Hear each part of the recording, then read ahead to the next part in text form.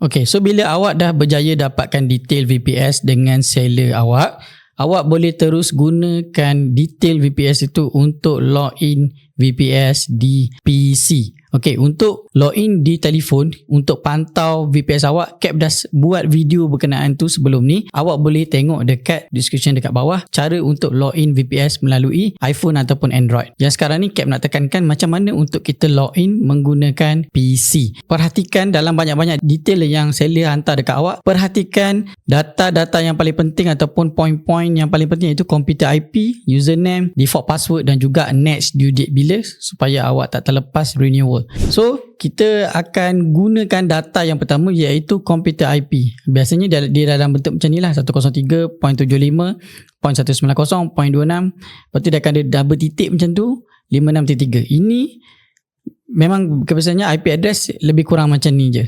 So bila awak beli VPS, awak akan dapat lebih kurang macam ni juga IP address. Okay, pergi dekat Windows and search for remote desktop connection.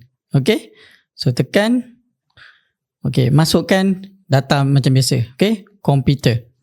Okay, yang kedua adalah username. Username just copy je macam yang Cap terima daripada seller. Username adalah administrator. Biasanya username adalah administrator sahaja. Dia tak ada username harimau ke bangunan ke nama Perdana Menteri, tak ada. Okay, so biasanya username sahaja. Okay, so yang paling penting adalah dah siap dua ni, you akan tekan connect. Okay, connect. Okay, so dia akan minta password.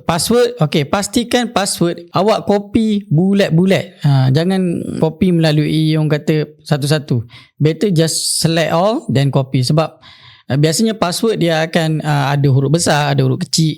So kadang-kadang kita terlepas satu capital letter, then password akan salah. So it's better untuk just pilih semua, Ctrl C, sebab biasanya kita boleh copy tapi dekat sini kita tak boleh paste, right click. Okay, so kita akan pakai Ctrl V. So dia akan panjang lah. So double check. So dah siap semua, tekan OK.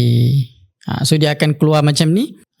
Ini just normal je. So you just tick don't ask me again for connection to this computer. So tekan yes.